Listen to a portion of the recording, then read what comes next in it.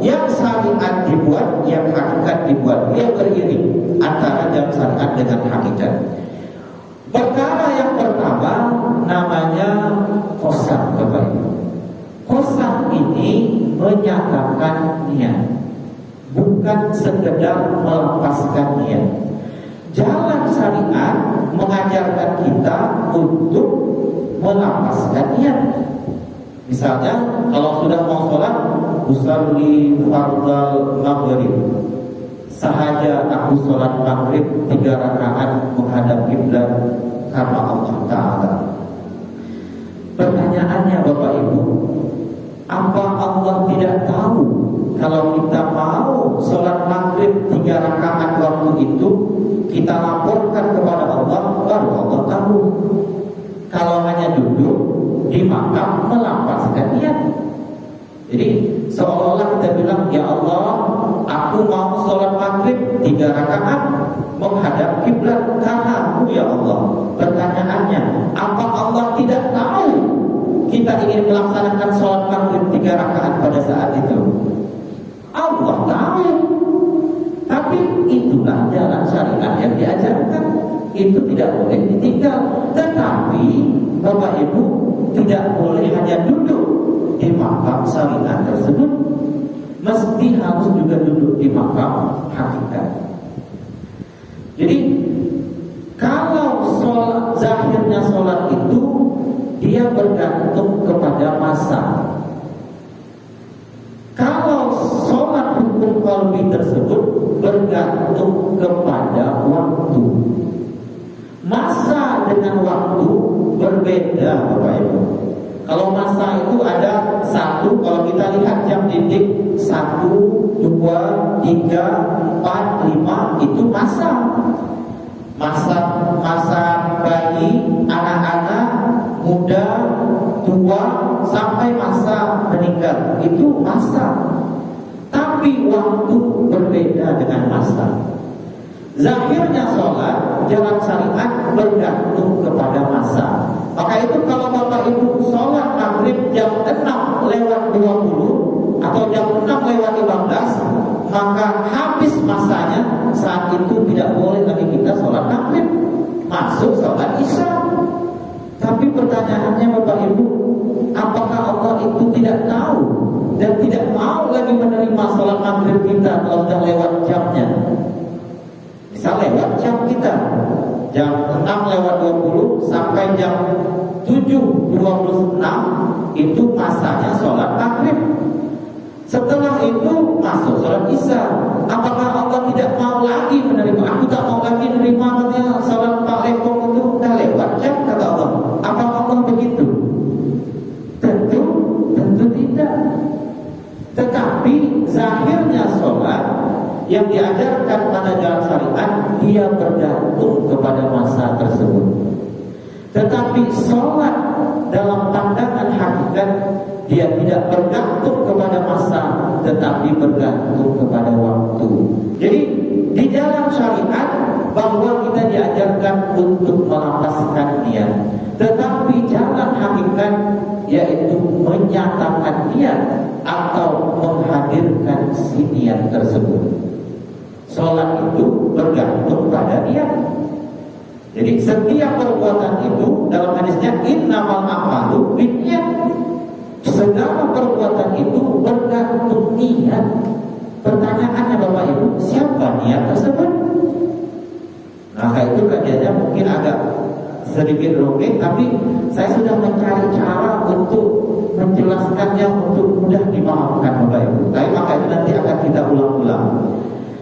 Jalan syariat mengajarkan kita untuk mengucapkan lampas niat di ujung lidah. Tetapi jalan hakikat mengajarkan kita untuk menyatakan atau menghadirkan si niat tersebut. Maka itu di dalam kitab ini di pengantar saya sudah sebutkan juga bahwa seluruh amal perbuatan ibadah kita itu mesti harus yang di dalam itu yang mengerjakannya. Artinya yang batin tersebut, artinya ruh tersebut. Jadi nanti setelah nanti kita lewati 7 perkara ini sampai pada siapa sebenarnya si niat tersebut. Tapi sampai pada tingkat ini pembahasan kita bahwa jalan syariat mengajarkan kita niat itu yaitu melampaskan niat. Jadi diucapkan di ujung lidah. Tetapi jalan hakikat yang tidak boleh kita tinggalkan yaitu menyatakan niat. Kalau dalam bahasa lebih ekstrimnya menghadirkan si niat tersebut. Sebab kalau si niat tidak hadir, maka tidak berlakulah perbuatan kita tersebut. Maka itu hukum pertama dalam hukum qalbi itu adalah qasad tersebut. Niat dengan lapas niat itu jauh perbedaannya Bapak Ibu. Seperti waktu dengan jam dinding. Begitulah jauhnya perbedaan antara lapas niat dengan niat tersebut. Kalau hanya diucapkan di ujung lidah, ya Allah, aku ingin sholat 3 rakaat ya Allah. Kenapa pula kita hendak laporkan kepada Allah? Padahal sebelum kita sholat pun Allah sudah tahu kita ingin sholat maghrib. Sebelum kita ingin sholat isya pun Allah sudah tahu bahwa kita hendak sholat isya 4 rakaat. Bahkan setelah kita terbangun jam 4 subuh, lalu mau melaksanakan sholat subuh jam 5 subuh, Allah pun sudah tahu kita ingin melaksanakan sholat subuh 2 rakaat. Lalu kenapa mesti kita ucapkan, kita laporkan kepada Allah seolah-olah kita tak percaya kepada Allah bahwa kita hendak melaksanakan sholat subuh 2 rakaat? Tetapi Bapak Ibu, niat melapaskan niat itu diajarkan dalam jalan syariat. Tetapi yang dalam hakikat yaitu menghadirkan si niat itu, ini yang tidak boleh tidak. Ini sebenarnya batinnya niat tersebut. Nah, ini yang tidak boleh tinggal. Kalau hanya duduk di ujung lidah yang saya sering sebutkan, maka seperti syahadat tersebut, kalau hanya duduk di ujung lidah, maka sama seperti pisau yang tidak memiliki tajam. Tak ada artinya. Tak bisa untuk memotong kertas, untuk memotong bawang, untuk memotong rumput di depan rumah kita. Tak bisa. Sebab apa? Sebab pisau itu kehilangan kebesarannya. Apa kebesaran pisau? Yaitu tajam. Kalau hanya di ujung lidah. Sama seperti kita berniat dalam sholat tersebut, kalau hanya di ujung lidah, maka sama seperti pisau yang tidak memiliki tajam.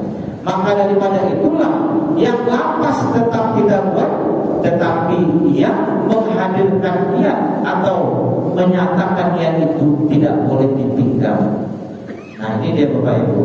Tapi nanti dia berkaitan Bapak Ibu. Qasad dengan ta'arad berkaitan. Ta'arad dengan ta'yid semakin berkaitan. Ta'yid dengan ihram semakin kelihatan dan semakin nampak apa si niat tersebut. Nanti sampai pada tingkat ihram, barulah sampai tingkat mi'raj. Mi'raj ini artinya sampai. Maka itu ketika Nabi Muhammad Isra Mi'raj tersebut, Nabi Muhammad sampai. Pertanyaannya, siapa yang sampai? Apa yang sampai? Sampai ke mana? Nah, itu nanti bagian mi'raj. Maka daripada itu dia beruntun, mulai dari qasad, turun ke ta'arad, turun ke ta'yid, turun ke ihram, turun ke mi'raj, sampai munajat. Maka mudah-mudahan sholat kita itu sampai kepada puncaknya, yaitu ta'yid. Tapi yang kasar ini masuk perkara yang pertama. Kasar ini saya ingin ingatkan betul kepada Bapak Ibu, jalan syariatnya mengajarkan kita mengucapkan lapas, tetapi jalan hakikatnya jangan sampai tertinggal, yaitu menyatakan niat tersebut atau menghadirkan si niat tersebut. Nah, ini dia Bapak Ibu. Baik Bapak Ibu, karena hari ini lewat 26 menit, bisa kita kepada Bapak Ibu yang ingin bertanya, karena waktu masih ada 5 menit, silakan.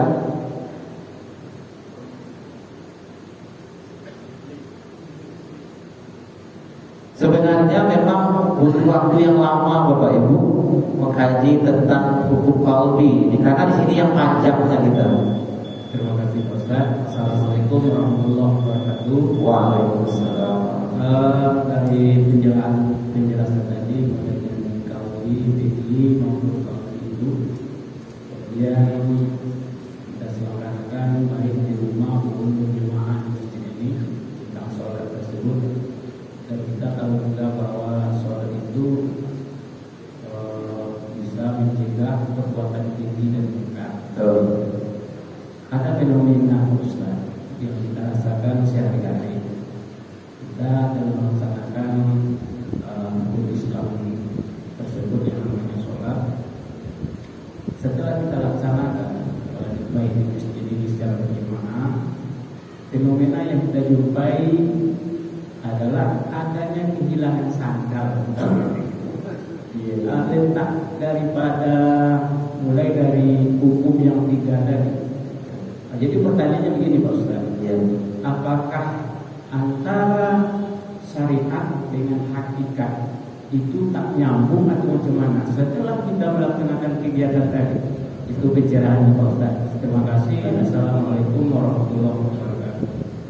Baik Bapak Ibu, jadi begini Bapak Ibu, memang Al-Quran itu pasti benar dan tidak mungkin salah.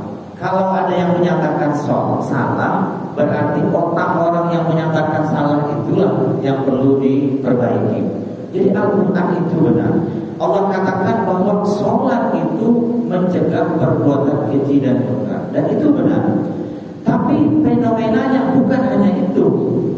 Ada orang sholatnya jalan, tetapi korupsinya jalan juga. Sholatnya jalan, tetapi mencurinya jalan juga, maksiatnya jalan juga. Kok bisa sholatnya sudah dilakukan? Mengapa hal ini terjadi? Saya sering menyebutkan sebab sholatnya itu tidak diiringkan dengan yang hakikat. Sebab tidak diiringkan yang batin. Sebab kalau orang sudah bertemu, jangankan mencuri sendal, jangankan mau korupsi. Saya punya baju, lalu baju saya itu koyak, di tangan saya ada benang. Lalu sampai berjalan, di tengah jalan ketemu jarum. Jarum bukan punya saya, tapi tak berani untuk mengambil jarum itu. Saya ambil, jadi diambil jarum tersebut, pakai benang, dijahit bajunya, lalu diletak lagi jarum tersebut. Begitu saya tak berani orang hakikat tersebut, apalagi mencuri sendal, bermaksiat dan lain sebagainya Bapak Ibu. Mengapa sampai hari ini masih juga dilaksanakan yang perbuatannya keji dan munkar? Karena sholatnya itu tidak sampai kepada puncak daripada hakikat sholat tersebut, sehingga tidak memberikan dampak untuk mencegah perbuatan keji dan munkar tersebut. Maka itu saya sering menggambarkan wajib Bapak Ibu kita iringkan zahir dengan batin tersebut, iringkan syariat dengan hakikat tersebut sampai kepada puncaknya. Kalau bahasa orang Kalimantan, dari wajah sampai ke puting, kata dia. Wajah sampai ke puting itu jangan senang putus asa, selesaikan sampai ke puncak. Ketika sampai ke puncak, saat itu orang akan bertemu mi'raj. Saat itu jangankan mencuri sendal yang ada di masjid, mencuri barang-barang lain, berbuat maksiat, mengambil jarum yang di tangannya ada benang pun dia tidak sanggup, sebab dia tahu itu bukan haknya. Maka itu saya minta waktu 3 menit Bapak Ibu, saya ingin menjelaskan berkenaan dengan hal ini yang saya sebutkan minggu lalu Bapak Ibu. Mengapa ular itu menjadi ular kamil, ular yang sempurna, hanya 40 hari berpuasa tidak makan tidak minum? Mengapa kepompong itu hanya butuh 15 hari tidak makan tidak minum sehingga bisa berubah menjadi kupu-kupu yang indah? Mengapa ayam itu hanya butuh waktu 21 hari tidak makan, tidak minum, bisa menjadi ayam yang sempurna atau ayam kamil, bisa menetaskan telur-telur yang baru sehingga menjadi anak-anak yang baru. Tetapi kita sudah ratusan kali berpuasa, tetapi tidak menyampaikan kita menjadi insan kamil. Padahal sudah ratusan kali berpuasa. Mengapa? Karena tidak diiringkan antara jalan syariat dengan jalan hakikat. Maka itu saya sering menyebutkan kepada Bapak Ibu, wajib Bapak Ibu iringkan seluruh ibadah itu antara jalan syariat dengan hakikat. Kalau suami itu mengerti dengan ilmu hakikat tersebut, maka sekali-kali tidak akan pernah mau, tidak akan berani menyakiti istrinya di rumah. Jangankan menyakiti fisiknya, menyakiti dengan kata-kata pun dia tidak sanggup. Sebab apa? Sebab yang terlihat itu Rasulullah. Berani memarahi Rasulullah. Tapi untuk sampai pada tingkat untuk sampai nyata terlihat istrinya, suaminya itu pada tingkat Rasulullah, maka orang mesti harus lewat ilmu hakikat. Nah, kemudian itu Bapak Ibu, maka takkan berani lagi ya. Maka itu wajib mempelajari ilmu hakikat itu. Saya mengajarkan ilmu ini melalui ibadah. Tapi saya yakin di sekeliling kita ini ada orang yang di majlis-majlis mengajarkan memang khusus ilmu hakikat atau ilmu ma'rifat tersebut. Tetapi saya lewat ibadah, yaitu syahadatnya diiringkan zahir batin, sholatnya zahir batin, puasanya zahir batin, zakatnya zahir batin, hajinya pun zahir batin. Mudah-mudahan sampai kita kepada puncak daripada ibadah tersebut, yaitu puncak kehambaan, benar-benar menjadi hamba Allah, bukan hamba hawa nafsu. Mungkin inilah yang dapat saya sampaikan pada kesempatan kali ini. Karena sebenarnya Bapak Ibu, saya paling senang kalau ada tanya jawab, tetapi memang waktu yang tidak memungkinkan. Maka mudah-mudahan kita akan sambung pada minggu yang lalu dan minggu yang akan datang. Dan minggu yang akan datang kita akan pakai papan tulis agar mudah untuk memahami perbandingannya. Baik, assalamualaikum warahmatullahi wabarakatuh.